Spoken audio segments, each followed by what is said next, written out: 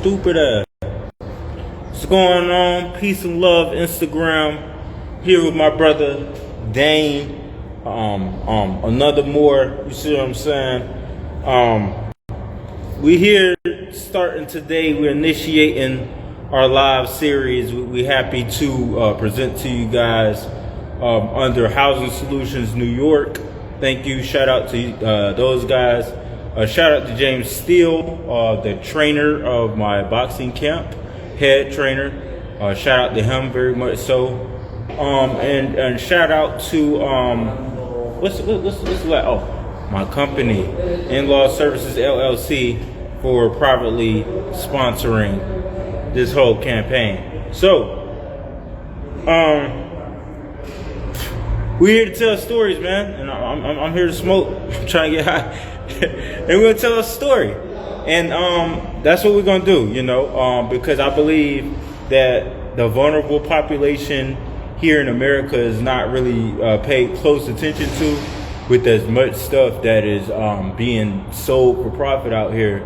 I just don't think we selling enough good energy out here, man. So let's go ahead and dive right into it. I'm gonna start with my brother Dane. Dane, do you want me to do this in question form, or you want to talk to the choir? Let's spark first. Let's spark. Let's do it. And then we'll roll with it.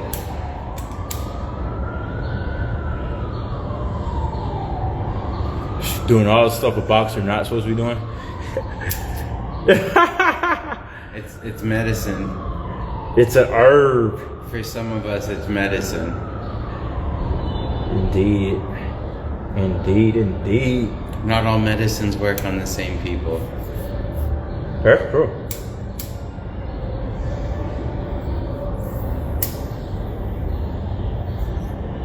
Damn, it's tough ass paper.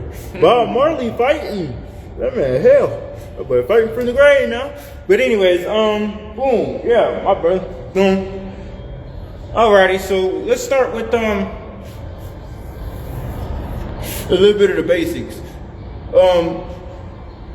Let's start with the beginning. How did you grow up? How was your early childhood? My early childhood, I grew up in Southern California, Los Angeles area. Okay.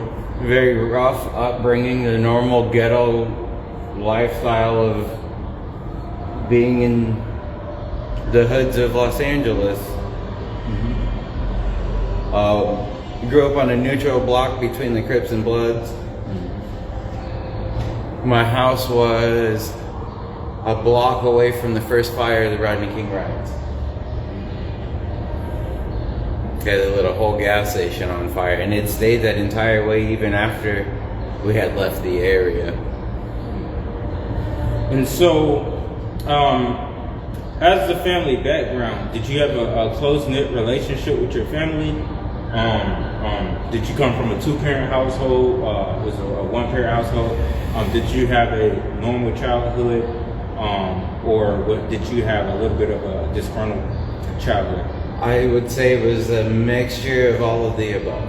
Okay. So I started with having two parents. And then later on in life, I didn't have a father figure in my life. Okay. They fought a lot. Very unhealthy upbringing and household. I was beat a lot, and even mental and verbal abuse is a lot for a kid. Mm-hmm. Okay. And within going through all of that, did you experience any type of youth homelessness at any time during your childhood? Homelessness? No, but I do remember trying to run away a few times. Did you successfully run away? No, because I always ended up coming back because I didn't know where to go. Okay. Yeah. Well, as most of us do. How about the educational outlook? Did you do good in school? Do you think school is a good fit for you? And did you think that your family background helped prepare you for school or push you through school? Family background helping me through school? Absolutely not. I mean, on the surface level, it looked that way. Being Japanese, I went to a Japanese immersion school for elementary, where Japanese is my first written and read languages. Japanese is my first written and read language. I didn't really start learning English in school till about 3rd grade. Okay. I also remember being put in like gate programs and stuff like that. Okay. That's like I would assume advanced classes. Yeah. So Richmond. They would do these odd tests on children to see how gifted you were. So like hearing tests, right. Vision tests. Right. Yeah. It's kind of the new one, but still going. Okay, and so to kind of speed things up, when you got out of high school, well, first off, when did you leave home? Like to go to like college or No, like stepping out in the real world, like completely just like independent. Between 4 and 5 years ago, I dropped everything. I cut everybody off and basically moved across the country to start a new life. Okay, so what year did you leave your parent house or your parents' house? Oh man, that was so long ago. All right. Well, let's react to a few questions. So, what challenges and obstacles have you encountered during your after school years in the real world? Maintaining like a steady job where I felt I was gaining something more than just a paycheck, you know? Right. I guess being a part of society. Trying to fit the bill. Yeah. Okay. The great American dream. Let's talk about that. Now that we're on topic about that, let's talk a little more about that. What is the American dream? The fabricated American dream or my American dream? Let's try both.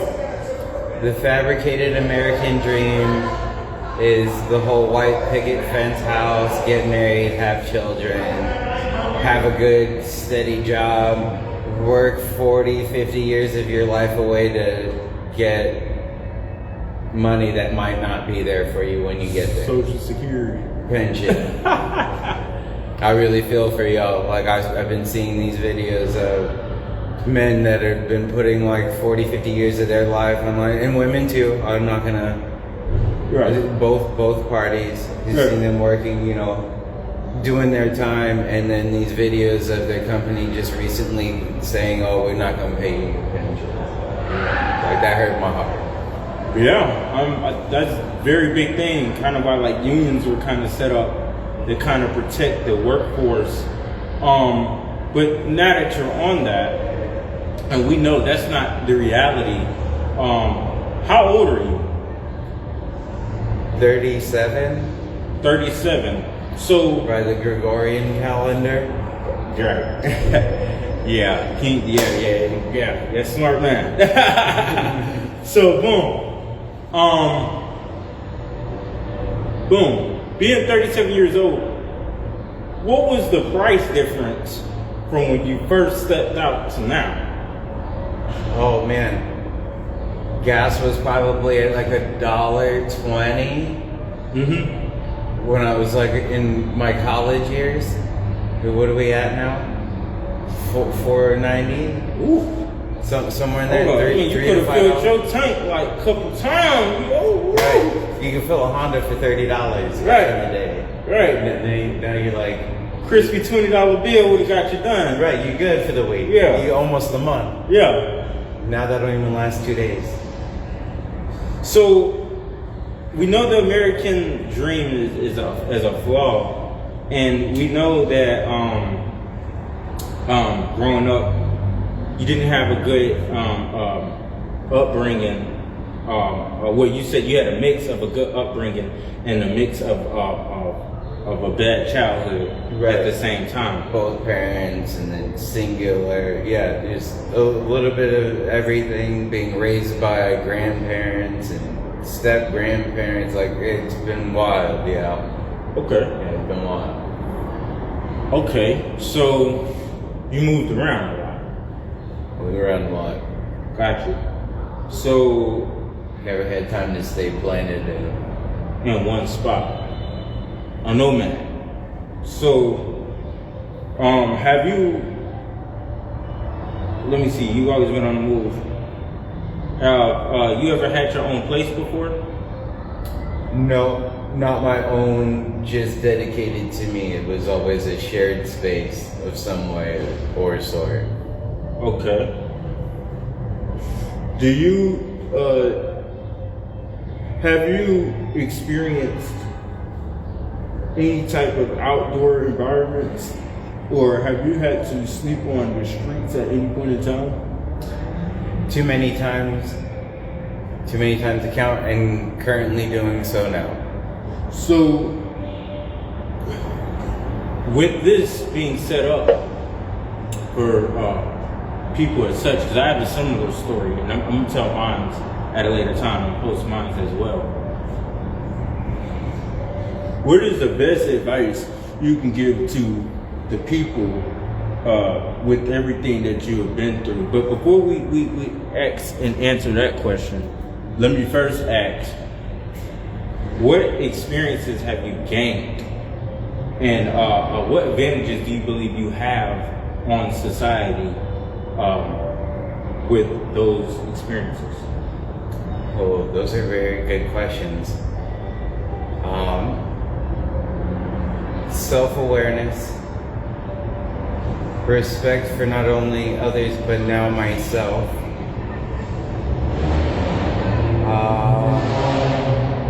Definitely more patient and humble. Definitely more patient and humble.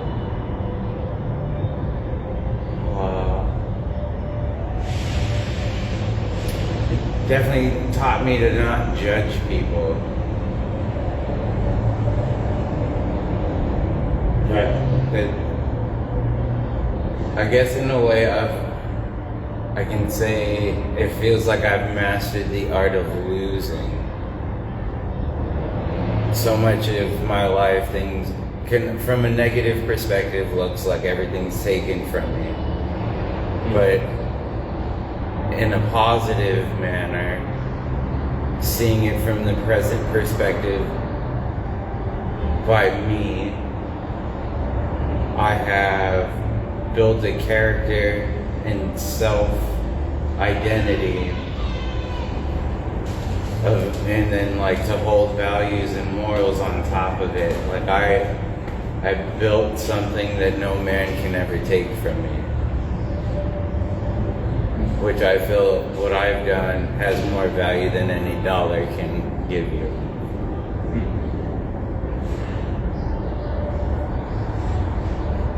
Spot on. Spot on. I like that. I like that. Oh, wow. Okay, so we rapping. We hot. Paper's hot, man. Studio's getting hot. So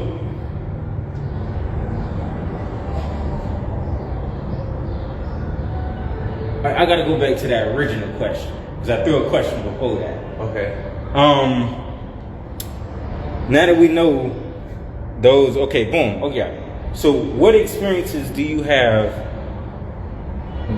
coming off that platform, you see what I'm saying, and the lived experiences that you have of you know, being homeless or and going through extreme hardship, or probably some days you may not have the finances to get, or you know, do the things you might need to do. And so what are some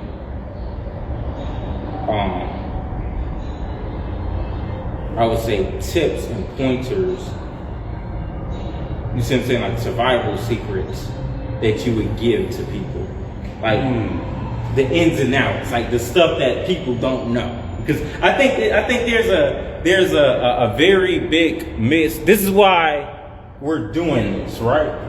Because I think there's a big misconception on the word homeless, right, and the perception that is put on these demographics of people. Oh, can I touch on that real quick? Yeah, go ahead. Okay. So the best way to sum this up, I'm not homeless. Well, we're not homeless, because home is in yourself.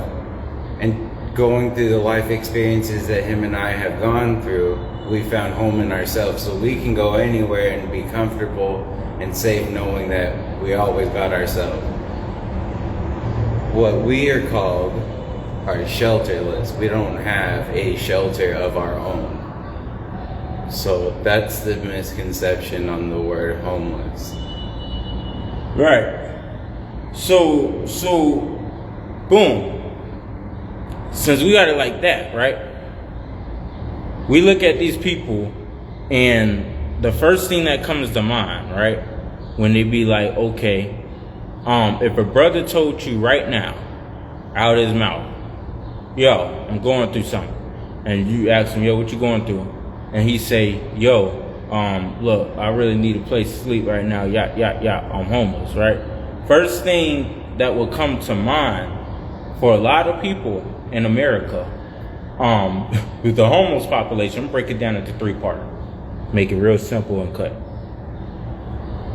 The homeless population is broken down between the drug population, and then you have the mental health population, and then you have the bums.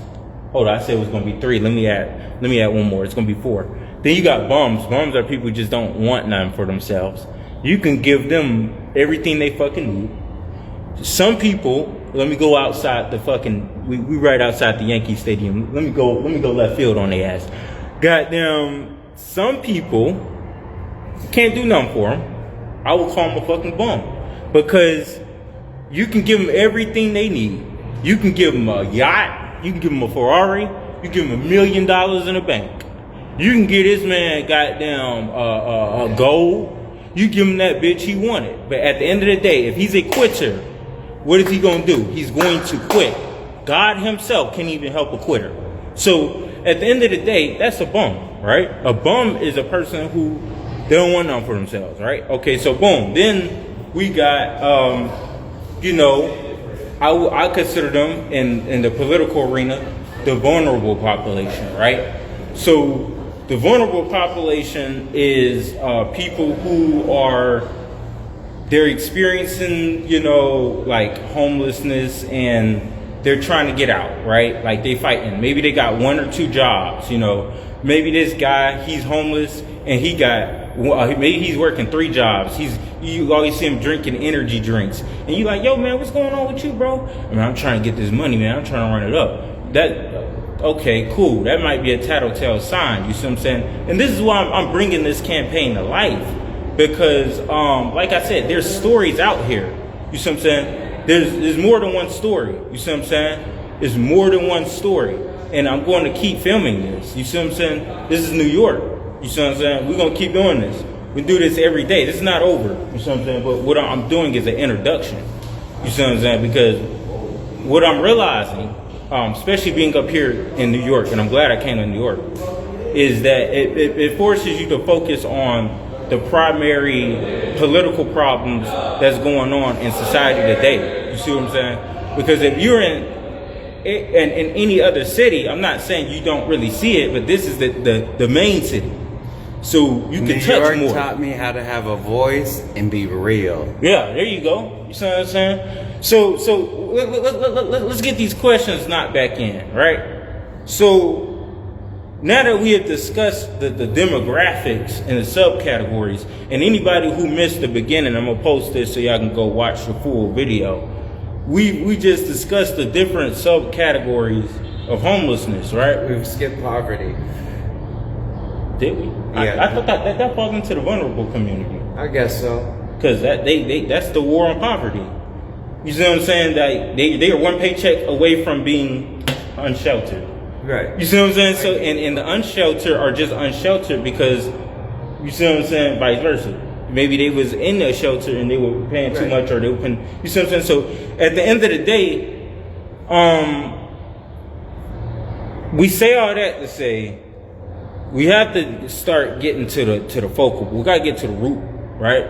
And the root is in these people's stories, right? Right. Because not all of us are bad people. Some of us are just down on our luck. Well noted. So everybody has some called shared experiences, right? And what we're looking for is common denominators. And we already got a few stories. You know what I'm saying? We done went to a few places, trust me, we done got hell of them. And we're starting to find that the common denominator, and we're going to play even in future films, for future reference, mark my words, I'm going to say what the common denominators most are. You'll see it in the next few films. The most common denominators, to name a few, is a bad childhood, or trauma, bad childhood trauma, no support system, repeating karmic cycles, people who are like orphans, they automatically fall into the vulnerable community. That demographic I was talking about earlier, that fall right to them. That's not all of them. What I'm saying is, if they don't got that support system and they get out here on these streets when they're 18 and they really don't got a place to go and they just doing shit in survival mode, so as you hear these stories, survival mode can get you into shit or it can get you out of shit. You see what I'm saying? How you use it, you see what I'm saying? So boom. It's a double-edged sword. It's a double-edged sword to everything. So boom. Duality. Life is duality. Right. So what we doing is we doing three main things on this channel. Number one, we are going to we doing motivation. You see what I'm saying? Because I'm gonna start off right there. If you ain't motivated, I ain't trying to I ain't trying to be like mean when I say this, bro. Like, you might as well cut your breath right now. If you're not motivated, what's the point? You see what I'm saying? You can't motivate somebody to do something that they don't want to do. You see what I'm saying? That's where discipline kicks in at, right? You can't sit on the fence. You can't. Yeah, it's not an option. You see what I'm saying? With life. No. So I mean, but even then, it's like this. The point is, if you got people at the bottom, right? You got people at the bottom that done got out of this shit. You see what I'm saying? Done goddamn boomed. And then there's even people who still going through it. You see what I'm saying? And then you got people who they alright, so they chilling. You feel me? Then but we're gonna touch on all of that, but it has to be deeper. You see what I'm saying? But the whole point is motivating these people, because some people is not motivated enough to goddamn hit that dismiss button instead of hitting that snooze button in the morning. You see what I'm saying? When you want to succeed, you gonna hit that dismiss button. You see what I'm saying? It shouldn't be a snooze button. It shouldn't, right? That shouldn't be an option. You see what I'm saying? So you got to understand there are different lifestyles out here, and what I'm going to do is I'm going to expose just how hard and just how tough it can get, and how ruthless it can get out here, and how treacherous it can get, and how these people survive using just their mind and their two heads. Their minds and their two hands. And so if they out here doing it, then we reaching back to y'all and get the fuck up. Y'all should be doing it too. So goddamn, y'all, you gotta have something to fight for. And that's the problem with a lot of people. They don't have nothing to fight for. They have no why. They have no purpose. You see what I'm saying? And so that's why I be motivated about everything that I do. Because I come from a hard story. When I tell my story, I'm going to tell my story hard. We're not done with his story. You see what I'm saying? My story being a separate video today. But yeah, I got a hard story as well. You see what I'm saying? But you got to understand that it's not about as hard as it get. You see what I'm saying? It's about goddamn overcoming that shit, sticking it out, and goddamn toughening it the fuck up. Because at the end of the day, you only got two options when it comes down to survival mode. And that's one thing that I did fall in love with. When everything got very hard, when everything got very tough, right? When everything got to the point where I was like, God damn, you getting your ass kicked. God damn, like, what is you doing, bro? Guess what? I said, you know what? I'm at the bottom. You know what? I like that shit. You know what? You wanna know why I like that shit? Why? This is only one way up. What is up, right? And boom. So when I came up, I was like, oh shit. I was like, ah shit. I gotta reach back. I gotta tell my story. I gotta tell other people's stories to reach other people. You see what I'm saying? You gotta keep connecting, right? Okay, so boom, we got the motivation, right? Okay, so boom. After that, we gotta touch on, we gotta expose how these people really living out here. Like, people, when they see, remember, it's different demographics of homeless people. We're gonna show you that. You see what I'm saying? We go to different areas. We interview different types of demographics. Remember this video is 4 demographics. Watch how they gonna fall on one of the 4. They either gonna be mental health, they either gonna be have a drug problem, or they gonna goddamn, it's either just gonna be technology and shit. You see what I'm saying? Y'all too dependent on y'all too caught up in the matrix. Electronics and shit. If the power went out right now and y'all ain't have y'all phone and your wristwatch, y'all wouldn't be able to tell the time and the location. You ain't be able to move around. You ain't know where to go. Like, what are you talking about? So that's what I was saying. Like, bro, I'm about to expose this shit because it's like, bro, this is something that people really be like sleeping on, and it's not something that I just randomly woke up and told myself, Abdul, you need to do this to get a few followers or something. No, I said, Abdul, you know what? Your ass been through so much. Like, bro, if I told you all my story, bro, you would not believe that shit, bro. I'm telling you, bro, that's how much shit I've been through. You like, bro, you only 25. Yeah, nigga, yo. When you ain't got nobody and it's just you in the open sea and you got the sharks and the fish, you gonna have to goddamn learn how to goddamn know the difference between predator and prey. You feel me? So a little discernment. You feel me? So at the end of the day, survival secrets is a must, because a lot of every population I just named, all 4 of those, you realize during the interview when I asked them, what is a survival secret you can give them? A lot of these people who are homeless or who don't have homes, they know a lot about the city you stay in. Like, they know about like the streets you walk under. Like the streets you walk on, they walking under it. Like, they got underground tunnels and duck offs and they all types of shit. You see what I'm saying? Like, we gonna touch that. The third thing, boom, we gonna expose the shelter systems. These shelters are failing the homeless population by far. You see what I'm saying? I don't even know. Like, okay, yeah, that's a whole. That's a definitely a multi-parter. Yeah, we, and that's across the entire nation. Yeah, that shit on camera, bro. We done fried they ass, bro. But we done did some shit, but we gonna expose that. You know, it's within legal parameters. You see what I'm saying? But we about to get some bread for that. Boom. So yeah, we got to touch on how these shelter systems are failing the homeless population.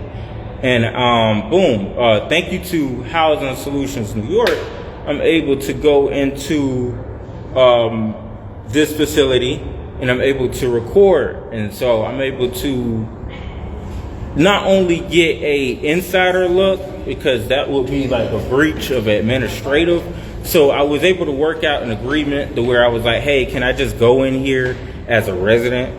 And it was like, I mean, there's nothing in the laws that say that you can't. So I said, okay, that's what I'm gonna do. I'm gonna surrender all my stuff, my lifestyle, and I'm gonna go into the New York shelter system. Say that shit again. Nigga ain't talking about that. Boom. Tried my gangster. So, boom, when it came down to it, boom, I will be going, like I said, to the fucking New York shelter system. Anybody who called my cap, I'm going. So, boom, that's what it is. I want to know what's up and see what's going on. We're going to get these answers. We already done fried one shelter. You see what I'm saying? Thanks to the organization MASS. We're going to tag them. Mass Mutual Aid. Boom. And yeah, we're going to touch topics. We got to touch all 3 of those topics because, and we got to finish his story. Oh, But because I was just doing the introduction, because this is something that got to be talked about, bro. It's something that was just brushed right under the rug that I realized is like a growing problem. Like, it's not just the youth population. You see what I'm saying?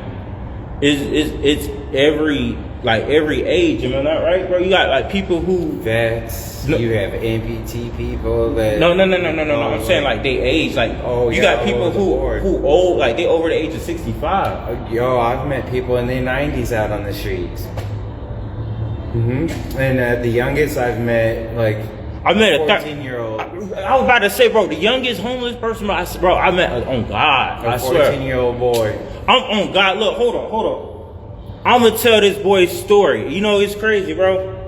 I don't even want to tell this because it gets me emotional. We'll save that for an episode. Okay, cool. We say that. We're gonna say that because I don't even want to. But I just thought about that. Yeah, we'll make a tribute episode. Let's finish yours. Let's finish yours. I just want to put it into perspective for them, since I said I'm currently in the present moment on the street. This is how real it is. I'll run out of one bag. This is what I take with me. That's got my entire life in it. And look, he'll tell you, like, this isn't light. That's not light. What do you think that is? That's a solid what? Yeah, that's like what? I feel like about 80, 100. By far easy. I do about 12 to 30 miles a day. Just trying to find a job, resources, something, walking across town just to be told no. So, I don't know, we keep trying. One day it's gonna be a yes. So, what did you used to, when you were in school, like, what was your dream? Like, what was your dream lifestyle, your dream job? I can even go further than that. Like, as a kid, my dream was always to be like a professional race car driver or somebody famous, because I wanted the resources and power to do good in the world. But to touch more on the racing part, I always wanted to race for Ferrari. Like, in my era of growing up as a kid, Formula One was big. And if you're a Formula One fan, everybody knows Ferrari, the big, bright red cars. So,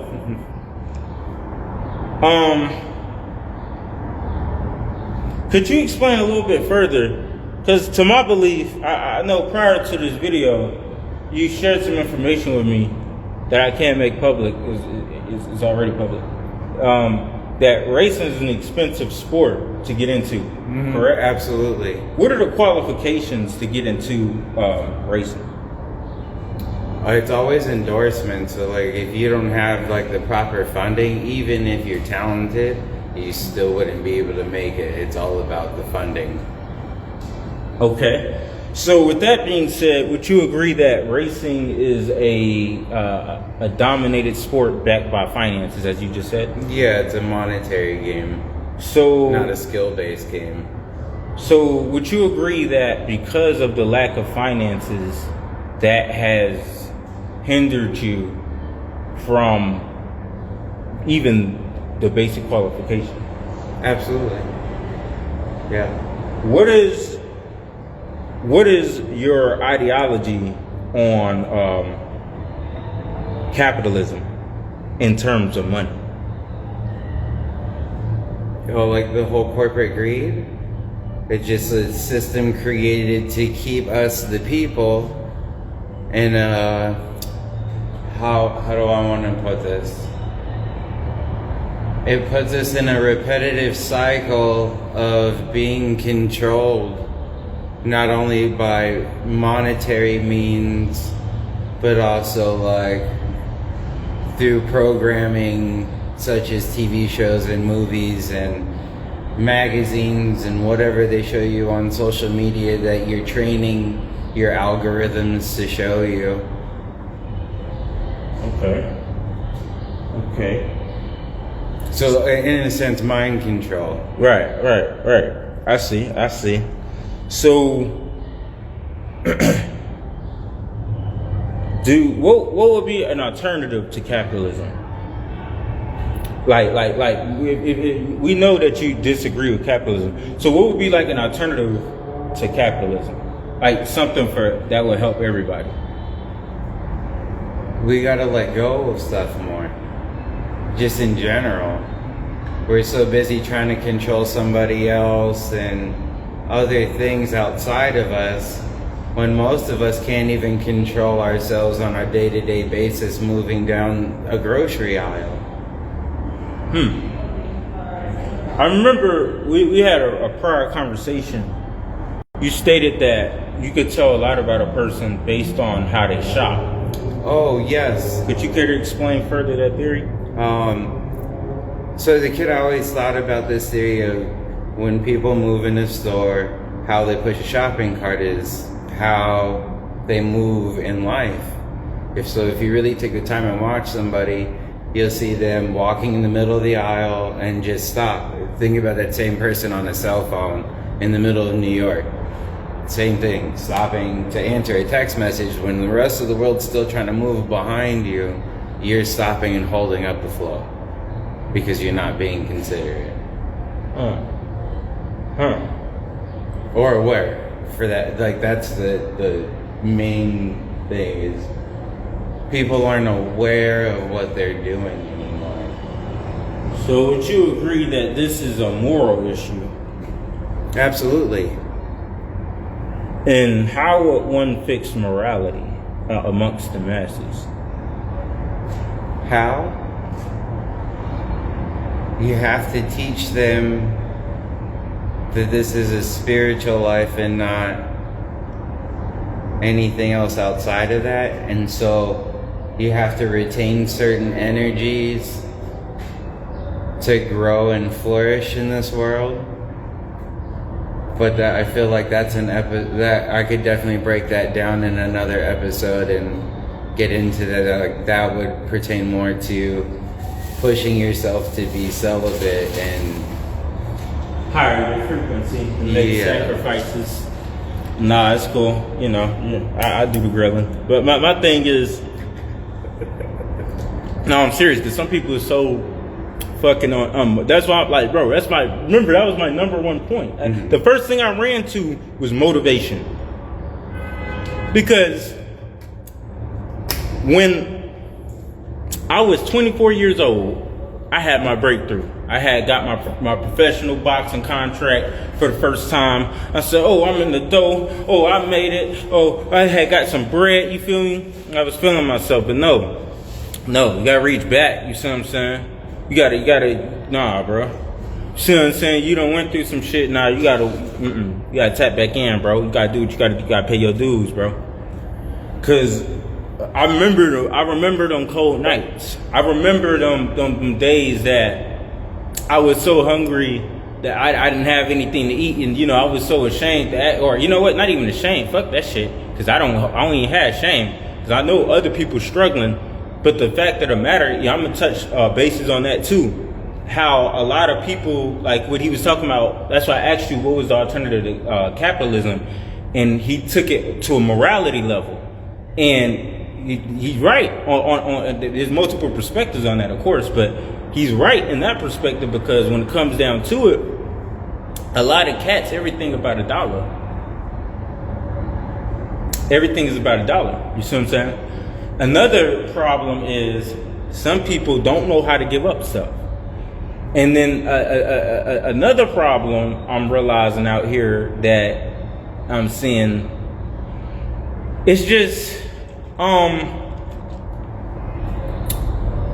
should I put this in short?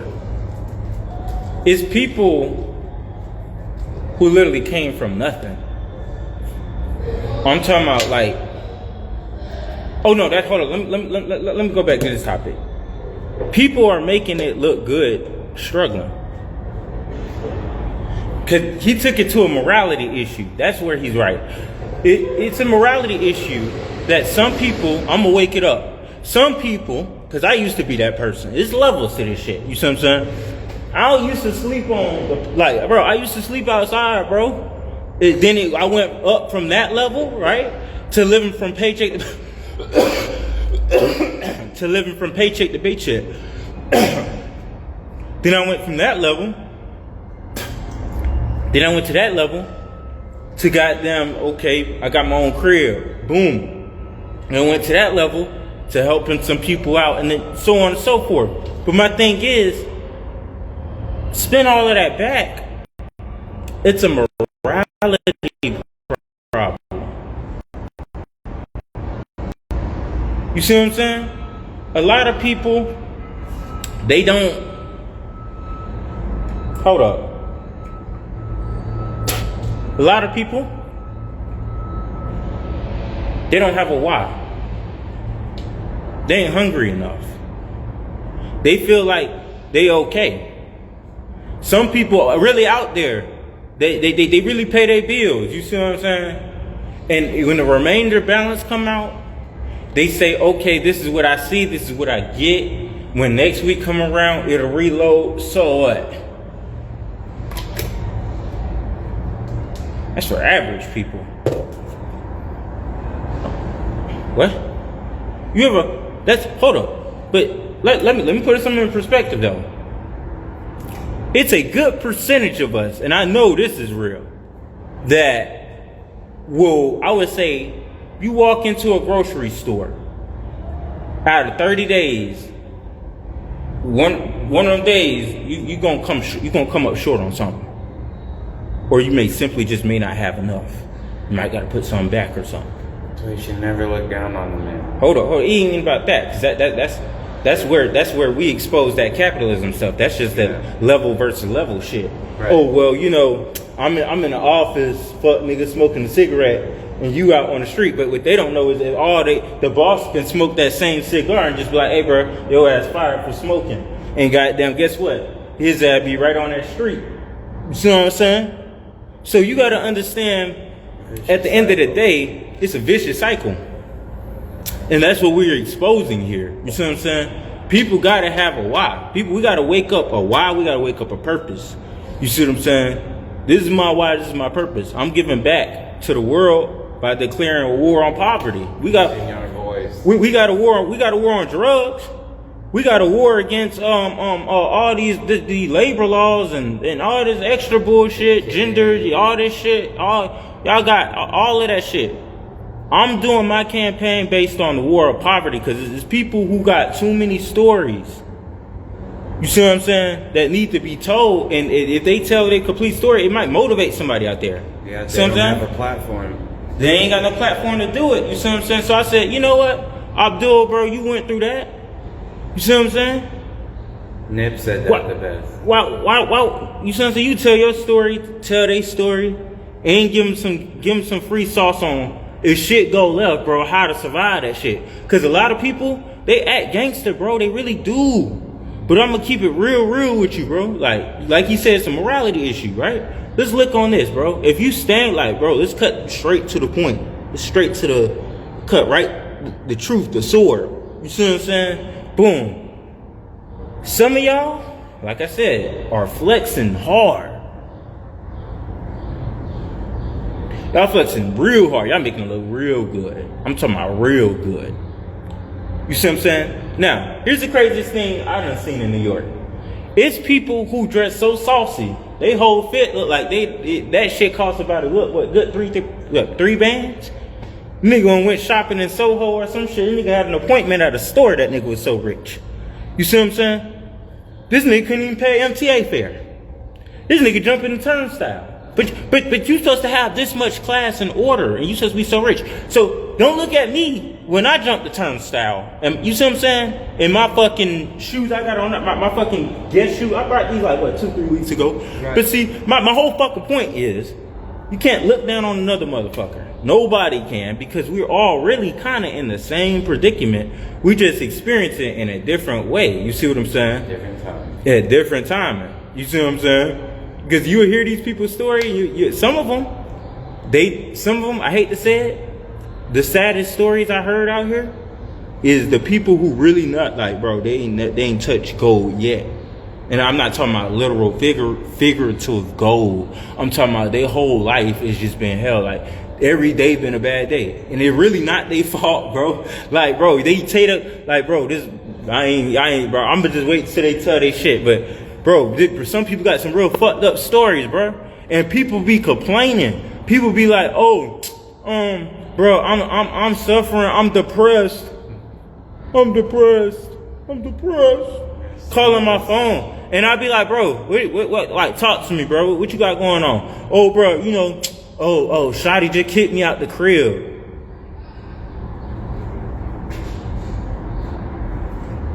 You stressed on day one?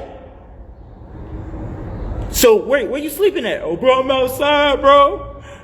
Nigga crying on the phone. My bad. Nigga crying on the phone. Talking about I'm outside, bro. He got kicked out my girl crib, bro. What do I do? Woo wop, woo wop.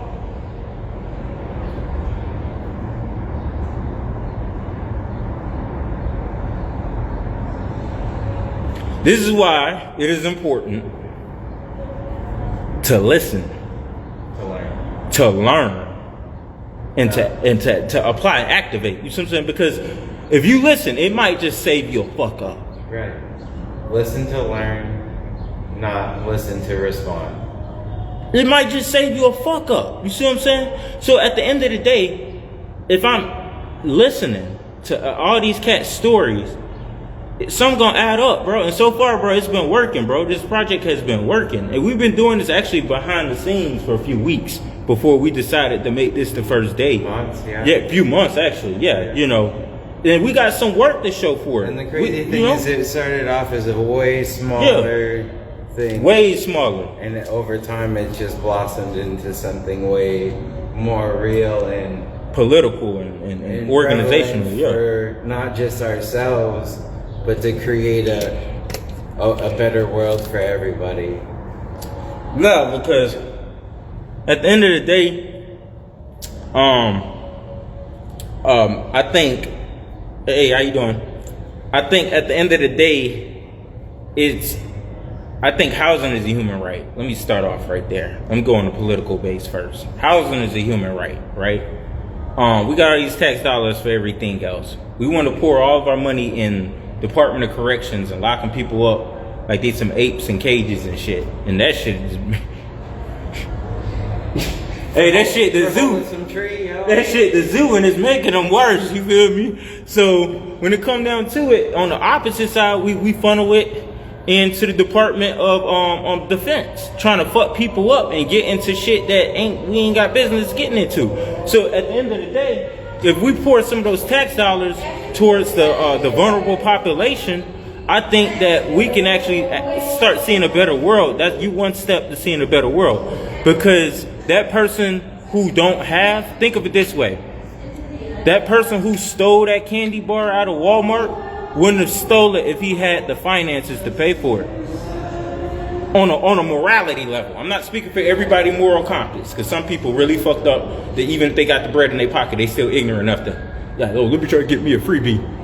It's to end up in that side room. I don't like doing it. You see what I'm saying? But at the end of the day, no. Some people really end up in predicaments where they gotta do what they gotta do. I'm really like, you out see what I'm here saying? right now. Like, bro, and they shouldn't really have to do that, bro. You see what I'm saying? Like, we gotta understand that there's two things that was set up in original game in the old world, that translates to today, the new world, that is supposed to be functional on both sides, and both of them are not functional. And so it's creating a vicious cycle, like he says, a vicious cycle. It's just a vicious cycle of chaos. It's a repetitive. You got to hold up, bro. The only way to stop that shit is to start addressing that shit. You see what I'm saying? Start pointing it out. Because if you're not addressing nothing, the closed mouth don't get fed, bro. And so I was like, bro, that's what I was thinking, bro. I was like, bro, I'll do it, bro. Like, something told me, just like, bro, your ass been through the dirt, bro. Fuck that. You been through the mud. Fuck the mud, bro. Your ass been to the core of the earth, nigga. Your ass is Johnny to the center of the earth. Your ass gotta goddamn wake up, and you gotta get on some goddamn, I don't know, demigod shit. Fuck it. You gotta use that voice, and you gotta you gotta connect. And you gotta reach people. You see what I'm saying? And so, yeah, man, a lot of people have a lot of these stories. And like I said, we had two things, government and family. The government was not supposed to, like, it's not the government responsibility to take care of your kids. It's not government responsibility to educate your kids. It's not the government responsibility to even send your family is the first form of government. Your foundation. Your foundation. If your foundation fucked up, what are you walking on? Nothing. You got to, like my father used to tell me. Well, you know, I tell my story. I straighten that out. But boom, he said you got to work with the cards that you dealt with. And I remember I asked him. I said, "Daddy, what happened if you ain't got no cards?" He looked at me. He said, "Well, now you got to bluff." I said, "What does that mean?" He said, "You gotta hustle to get some cards in your hands so you can start playing." And when he said that, you know, God rest his soul, I thought he was, my dumbass at that age thought he was talking about real cards. You see what I'm saying? But I get to this age, and I'm like, damn, bro, that was a powerful man. I was like, damn. It was like, that nigga made me a monster. Like, bro. What are you talking about, bro? Like, people really talk about they got it bad out here. People really talk about, goddamn, oh, they struggling. People really talk about, oh, they hurting, bro. No, you is not, bro. I guarantee you gonna be just alright in that nice little 4x, not 4x4. Goddamn, 4x8, 4x11, whatever apartment space you got. You see what I'm saying? You're gonna be straight. You see what I'm saying? Because at the end of the day, you got people who ain't even got it and they doing better. How? I was just telling him like I'd probably done close to 200 miles on foot in the last week and a half. 200? Roughly. 200 miles. Walked. You see what I'm saying? You got some people, they get 3 miles, but they already panting, they already out of, because they on the couch all day. You see what I'm saying? Bro, that man only play the game all day. Maybe that man only smoke. He always on dating apps. He only looking for bitches. Goddamn, or I was that guy. Bro, you see what I'm saying, bro? I was 400 pounds. They're like, look at me. Look at me. Hey man, come on, bro. I almost didn't even notice this man when I texted the man to meet up. I almost didn't even notice this man. A month ago? Yeah. It was only been a month and I still smaller than the last time I saw him. I came outside the crib. I was like, dang. I said, dang, that's you? He was like, yeah, bro. Oh, shit. But I mean, my thing is, look. Healthy. Somehow, some way, still healthy. How? The grace of God. How? And you're talking like, I've had to pull meals from trash cans just to eat for the day because nobody would help and I didn't find the resources I needed to that day. So you have to make a judgment call. Are you eating? Do you work? Are you employed? No. Can't find work. Did you used to work? Yes. When was your most recent work? Within the last month. Okay. Boom. So within that month, were you experiencing the same situation? Yeah. And you were still getting it? I was still getting it. What was the reason, if you don't mind me asking, why you were terminated? Because of my situation. So okay. Let go. But you put in a whole month. Yeah, I put in. So some but time. they ain't no shit. No. So my whole point is, once again, that was all. I ain't afraid to admit it. That was a similar story. You see what I'm saying? I went through that same shit. Like, bro, I was homeless working at the Waffle House. You see what I'm saying, bro? Like, you would not have known it. I kept my hair cut. I smelled good. I took showers. I worked out. What are you talking about? I showed up early, bro. You would not know nothing, bro. Had weed on me. Had a little bread on me. You wouldn't have known nothing. You wouldn't have known shit. And I ate that shit right on the chin. Not no complaining, no bitching, no crying. No, you just showing up, gangster, just smiling. I mean, you see what I'm saying? Making tip money the whole time. You don't even know. Yep. Still helping out other people. Right. I'm helping out other people, but I need help. But you don't even know to have. And when you get to that point, when you get to the point of emptiness and you still giving, you still giving. You see what I'm saying? Hold up. Now I'm finna touch the motivation. When you get to the point, it's like running. When you get to that point where you running so much, you get tired, you feel like you can't go no more. That's relative to this. When you felt like, oh, you ain't got no more, but you still showing up, you still doing it somehow. Somehow you on autopilot because you gotta get it. In survival mode, it's only yes or no. There's no in between. Some of y'all are comfortable. Some of y'all that comfortable space you got, that's your little in between. That's your little excuse to try to hide out from work. That's your excuse to try to get out of your responsibilities that you got to do and you got to take care of in order to be the person that you got to be. You see what I'm saying? Because you got to sacrifice for who you are for what you're about to become. And a lot of people can't fucking do that. They're not disciplined enough. And that's why I tell a lot of people, you can't beat people who came out of our situation with our kind of mindsets, bro. You cannot break us, bro.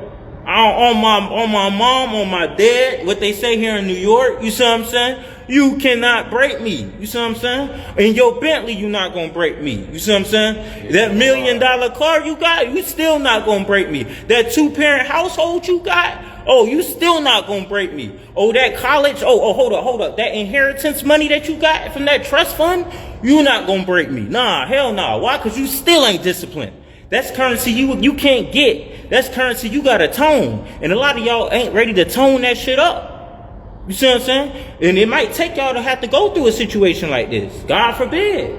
I'm one of them. You see what I'm saying? But at the end of the day, this is the point to be noticed, to get motivated. Motivated about what, Abdul? Motivated to get the fuck out of the fucking average lifestyle. Be a better you. Be a better you. What is average? Average means if you know you're only doing bare minimum just to get by, yeah, you average. Be real, you average. I'm gonna keep it real. I'm not trying to shit on nobody because everybody got their own methods to success. I chose fighting on purpose. I chose boxing on purpose. Yes. People say, why did you choose that? That sounds a little psycho. You want to take punches? No, it's because it's fucking hard. That's why. Nobody wake up and just say, I want to be a boxer. Nobody fucking does that. Only determined people who know they're going to put in the work every day, only they say that. You see what I'm saying? Because they know, okay, when that shit come down, them investments going to pay off. You see what I'm saying? So at the end of the day, I'm that nigga. I'm that person. You see what I'm saying? You see what I'm saying? When it come down to that, I am that man. You're not beating, you're not getting through this, bro. You should have broke me a long time ago. You should have probably broke me when I was sleeping down that street. Outside of that Dunkin' Donuts. Or you should have probably got me when I got caught in that bando I had no business being in. Or you should have probably got me when I was stealing from that Walmart. Yeah, that was me. Yeah, that was me. That was your boy right here. And guess what? That's the same boy who got through it.